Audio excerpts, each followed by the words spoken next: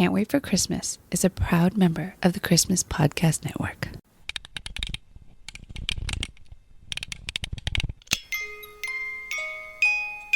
Hey, buddy, what you doing? Is it Christmas yet? No, sorry, not yet. I can't wait for Christmas. Yeah, I can't wait for Christmas either. In fact, let's celebrate now.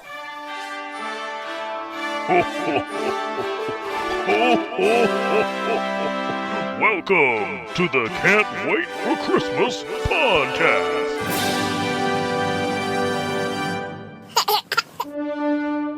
It's June 25th, 2026, and that means there's 6 months left until Christmas. Today on the show, we're going to go way, way back to 1776, and we're going to learn about America's first Christmas. We're also going to list the top 5 American Christmas traditions that seem strange to folks outside the U.S. We're going to mix patriotism and Christmas spirit into a musical treat, and we finally named this segment with no name. Okay, let's start the show!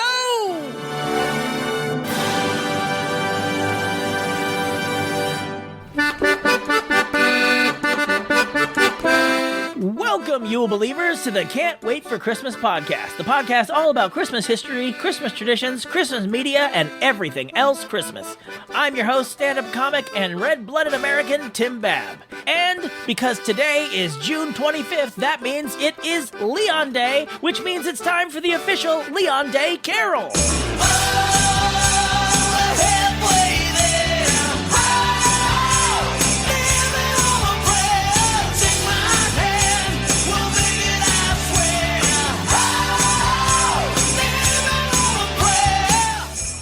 We are officially halfway to Christmas as of today. Even though the weather couldn't feel further from Christmas, we are technically much closer than we were in winter. You can think of it as spending Christmas in Zanzibar with the Zanzibarians. Speaking of Zanzibar, here's a fun fact about No, stop! Who are you? I'm Uncle Sam. I'm surprised you didn't recognize me. I have a very distinctive outfit. Yes, you do, and I want to say a New York accent for some reason? During the War of 1812, a meat packer named Samuel Wilson from New York sent barrels of beef to the U.S. Army. He stamped the barrels U.S. for United States, but the soldiers started referring to the barrels as Uncle Sam. So, TLDR, I'm a New Yorker, baby! Nixon 5! Is this what New Yorkers sounded like in the early 1800s? Or, ever? Why are you yammering on about Zanzibar? Why not? Because you're an American! You live in America! Oh yeah, you've been doing nothing but talking about other countries! I mean, I literally did a feature about a U.S. president in February. Ukraine, Denmark, Ireland, Liberia, Norway! What are you gonna talk about some American Christmas? Oh, right now. Wait, what? Yeah, this episode is coming out a few weeks before the 4th of July, America's Independence Day. But not just any 4th of July. This year marks America's 250th birthday, so the entire episode will be talking about America at Christmas. Oh, well, I guess... Wait. What's that noise? Oh, no, he's gonna sing a song! America at Christmas time. There is nothing more sublime. From NYC to Anaheim. When we do Christmas here, we do it right. We put our lights up, we shop till we drop, Hallmark and football all day. Eating the yams like yeah, drinking the nog like yeah. We invite family, they get into fights, but it's all gonna be okay. Yeah, it's Christmas in the USA. Yeah, it's Christmas in the USA. I can officially say I regret interrupting. Good luck with your show. So long. You're not going to want to leave yet, Uncle Sam, because I think you're really going to like our first segment. We need a little Christmas now. We need a little Christmas now.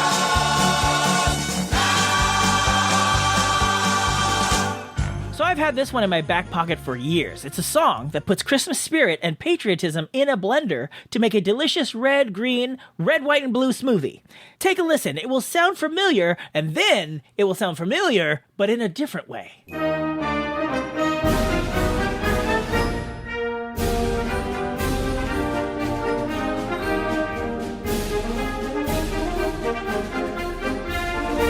Yes, that is the song Stars and Stripes for Christmas, where they take the John Philip Sousa song, Stars and Stripes Forever, and mix it with not just Jingle Bells, which you just heard, but also Angels We Have Heard on High and the Hallelujah chorus.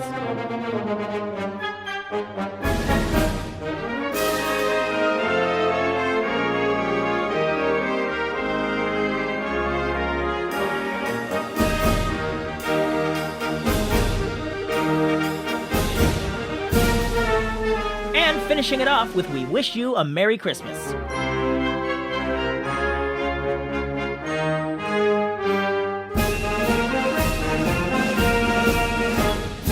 It was arranged by Robert E. Foster in 2003, and I love the big and small ways it incorporates Christmas songs into America's national march. Like, listen to this subtle layering of Jingle Bells here, where it doesn't take over, it just adds a little bit of Christmas whimsy.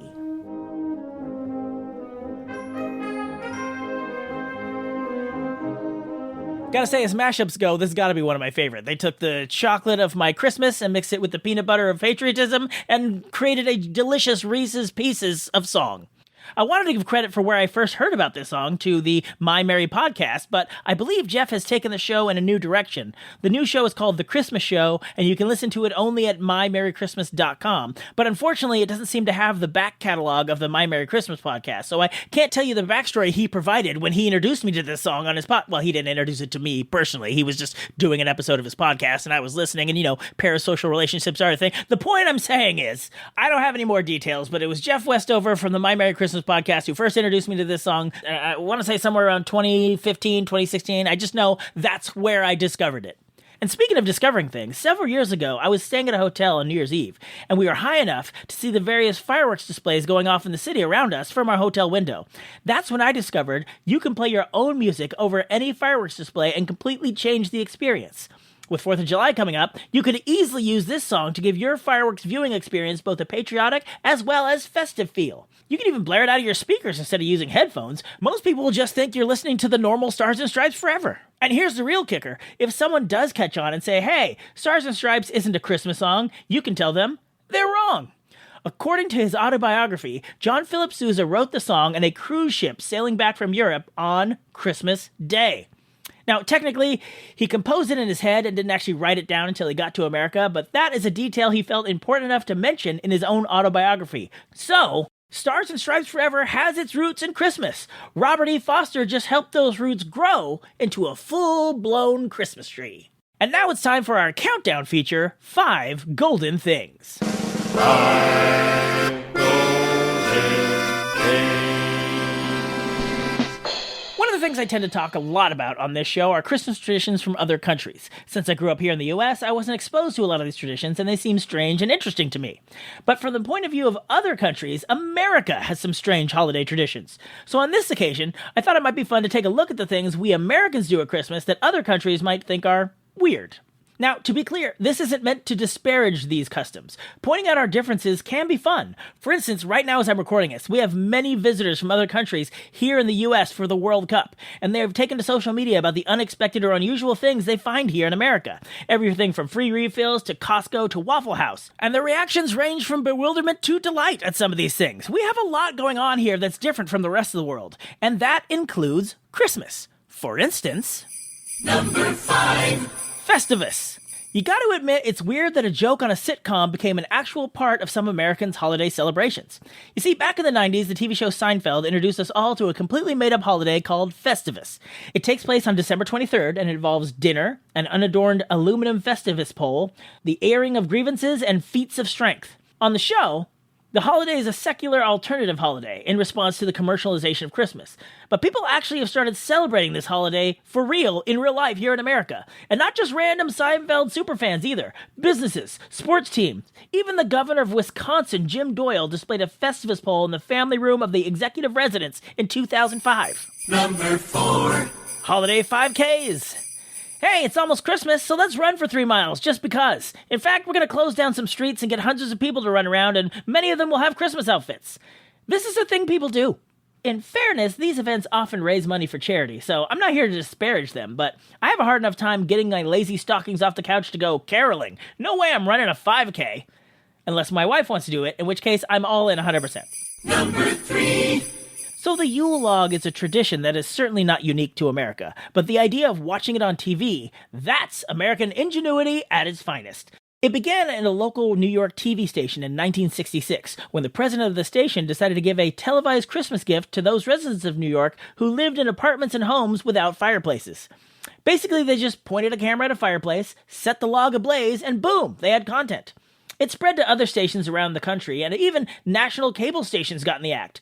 Nowadays, you have multiple options on most of the streaming services. Netflix has several classic logs. Paramount Plus has something called the Holiday Campfire, which shows a Yule log in front of the Paramount Mountain. And Disney Plus has several different Yule logs, including 2 themed to the movie Frozen, and 1 of the lobby of Disneyland's Grand Californian Hotel.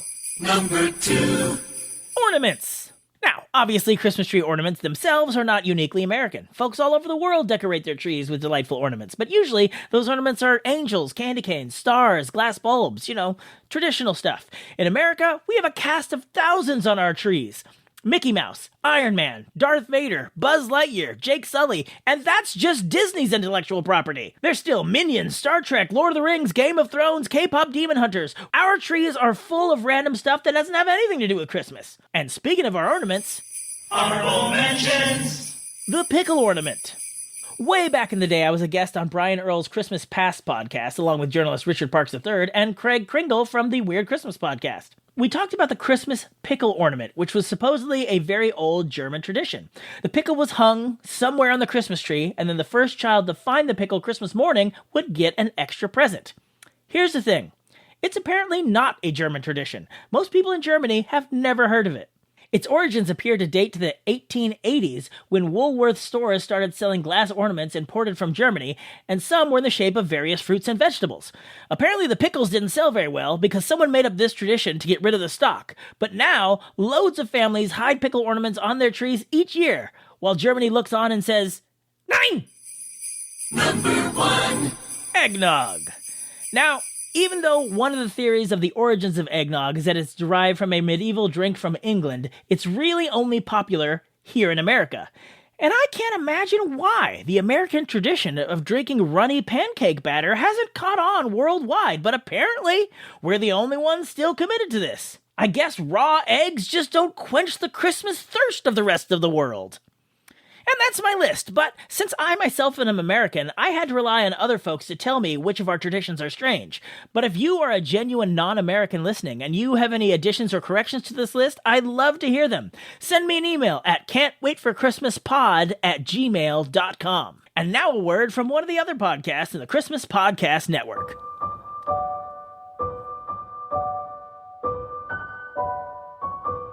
I know you. You're tired of the same old joy of human compassion, overflowing generosity, and quaint, totally anxiety-free coziness of the holidays. You need Christmas to get a little bit weird. I'm Craig Kringle, and I've got you covered.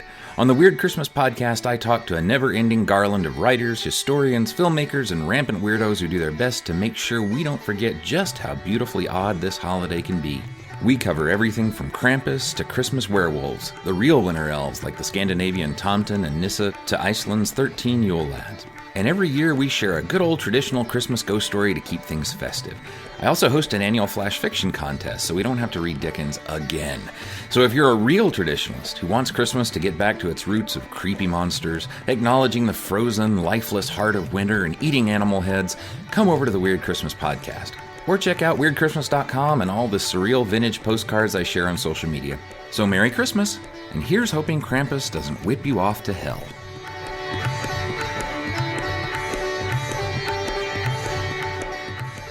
Welcome back. As I mentioned at the top of the show, America celebrates its 250th birthday in July. Yes, on July 4th, 1776, the Declaration of Independence was adopted by the Second Constitutional Congress, and a new country called the United States of America was born. So that means in December of 1776, it was time for baby's first Christmas. But what was America's first Christmas like? Well, let's wind the clock back 250 years and find out. A merry American Christmas, how happy we should be, as the church bells chime that it's Christmas time in the land of liberty. Christmas in early America was not celebrated the same way in all states. Despite their newly minted name, United States, there were still many differences and disagreements between the states back then. So, not much has changed. Fair point. But in those days, there were some wild differences. Many celebrations were mostly religious and based on church. Others would have embraced the idea of fun and making merry. The Puritans of Massachusetts and the Quakers of Pennsylvania wouldn't even celebrate Christmas. But for all their differences, there was one thing that united all 13 original states that Christmas: unease. Although they may have adopted the Declaration of Independence, England had not recognized the United States as a sovereign country, and there was a war ravaging the United States where England was fighting to keep America under its rule. And in December of 1776, that war was not going well for the United States. In August of that year, the Continental Army had been soundly defeated at the Battle of Long Island. They were forced to abandon the island of Manhattan and flee through New Jersey to Pennsylvania. Of the soldiers who weren't captured or killed, many had deserted, and many planned to leave when their enlistment expired. Cold weather, lack of food, and a shortage of warm clothing was making life miserable. So the Christmas spirit in 1776 was overshadowed by a thin layer of dread, a dread that maybe this would be America's first and last Christmas. But what these early Americans couldn't know was that someone was planning to give this new nation a heck of a Christmas present. General George Washington was stationed with his men on the banks of the Delaware River. He knew the United States needed a victory. He also knew that the British Army was too formidable to directly engage in a large-scale battle. What they needed to do was wear them down with quick strikes over time. And on that Christmas day, George Washington had a plan, a daring plan. Washington was going to take over 2,000 soldiers across the river in the dark of night and launch a surprise attack on outposts in Trenton, New Jersey. This was risky for a lot of reasons, but keep in mind, they were short on supplies, food, and warm clothing, so this was definitely a risky move. They set off at 11 p.m. Christmas night, and it was not an easy journey. There was a blizzard, and the river was so cold that large chunks of ice had formed. When they were about halfway across, between the ice and the heavy winds, they became stuck, but still, they pressed on. They eventually made it to the other side, but they had taken so long the sun had started to rise.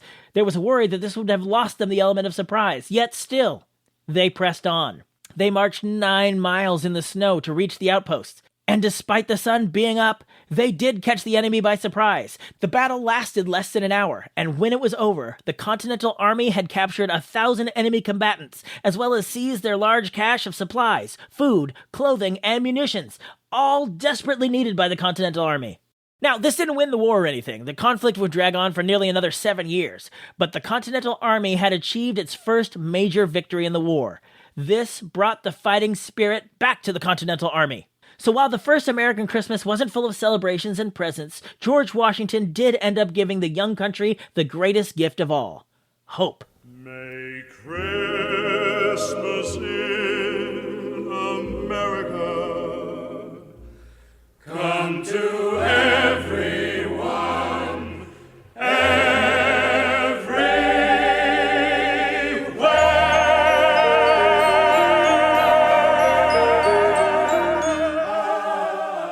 And now it's time for our final segment of today. This segment doesn't have a name yet. Oh, yes, it does, Jingle. The people have spoken. If you're new to this, let me explain. This year, we're going to pick the ultimate Ebenezer Scrooge, but I couldn't think of a name for what to call the segment. So I asked for your ideas, and there were so many great ideas, I put it up for a vote. Then the vote literally resulted in an 8-way tie. So the last time, we had a runoff, and it also resulted in another tie. But you know what? This time it was only 2, so as a compromise, I picked my favorite to name the segment, but I used the other name, incorporating it into the jingle. So, let's hear it! Are you ready to have fun? It's time to pick the one Scrooge to rule them all! It's Scrooge-a-Palooza! That's right, it's Scrooge-a-Palooza. And now that we have this name thing sorted out, let's actually get the contest started. I would love for you to send me all your favorite Scrooges. Could be from a movie, could be from a TV show, could be live action, could be animated. And crucially, the character does not have to be named Ebenezer Scrooge, as long as they are fulfilling the Scrooge role in the story. Some examples are Bill Murray in Scrooged, Ryan Reynolds in Spirited, Henry Winkler in An American Christmas Carol. Send them in however you like. You could comment on this episode at can'twaitforchristmaspod.com. That way you can see what Scrooges your fellow listeners have suggested. Or you can send them in on social media or send them to me in an email. It's all up to you, but send them in soon so we can kick off the first round of voting next time for Scrooge-a-Palooza! Scrooge-a-Palooza! And that's our show. Thank you so much for listening. Next month is our listener anniversary special, so I'll be reading some listener emails I've been holding on to, but there's still time for you to send in a Christmas question you'd like us to talk about next time. And the sooner you send your questions in, the better, so I have time to do research and get you the best answer. Also, don't forget to send me your favorite Christmas Scrooges. In fact, you can do both things in one email. I'm not fussy. Ain't no rule that says you can't do Scrooges and Christmas questions in the same email. And regardless of what's in your emails, I look forward to reading them. And until next time, you believers, keep laughing all the way. And that was Christmas 1983. Actually, Dad, it's 2026. Oh. Thank you for listening to another episode of the Can't Wait for Christmas podcast. If you like what you hear, please subscribe to us at Apple Podcasts, YouTube, Spotify, or wherever you get your podcasts. Remember, if you leave us a review on Apple Podcasts, aka iTunes, and email us about it at christmas@tancast.com, we'll send you a free Can't Wait for Christmas sticker. If you'd like to see the show notes or leave a comment on this or any other episodes, you can go to our official website, can'twaitforchristmaspod.com. While you're there, you'll find a link to our official Zazzle store, where you can grab customizable t-shirts, ornaments, stickers, and all sorts of other Christmas-themed items all year long. We'd love to connect with you on social media. On Blue Sky, we are at Christmas Pod, and on TikTok, Facebook, Instagram, and Threads, we are at Can't Wait for Christmas Pod. We Wish You a Merry Christmas was performed by the United States Marine Corps Band, and this amazing version of Jingle Bells on the accordion was performed by the wonderful and talented Christian Nowicki. All other music and sounds used in this episode are the properties of their individual copyright holders, and they are used for purposes of commentary and review. No infringement is intended. Okay, boys, did I forget anything? God bless us, everyone. Merry Christmas!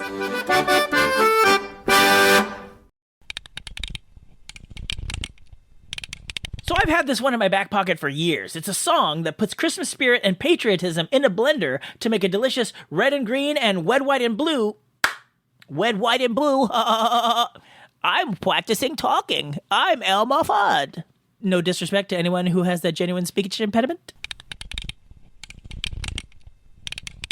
Like, listen to this subtle layering of jingle bells here. Listen to this subtle layering of jingle bells here. Jingle bears. I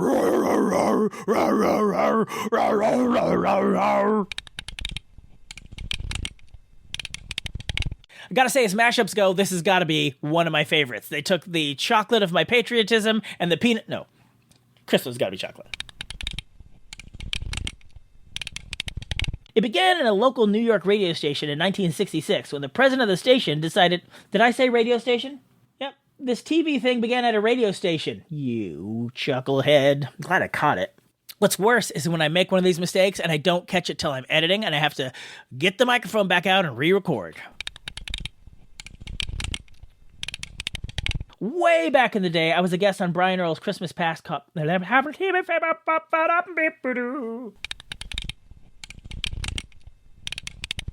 You could comment on this episode at can'twaitforchristmaspod.com, and that way you could see what Scrooges your feller listeners have suggested. Your feller listeners. I'm not going to lie, I spent more time recording and editing and re-recording and re-editing the Party in the USA parody than I did recording this entire episode. Not that I wasn't into this episode, but I was like, oh no, I could tweak it. I'm gonna tweak it. I just kept tweaking it. And like, it is late. It is late. I should stop. I'm probably not going to stop. When I absolutely have to post this episode, I will finally stop. But just know, I would have wanted to tweak it even more. But if you ask me if it was worth it, I would say, yeah!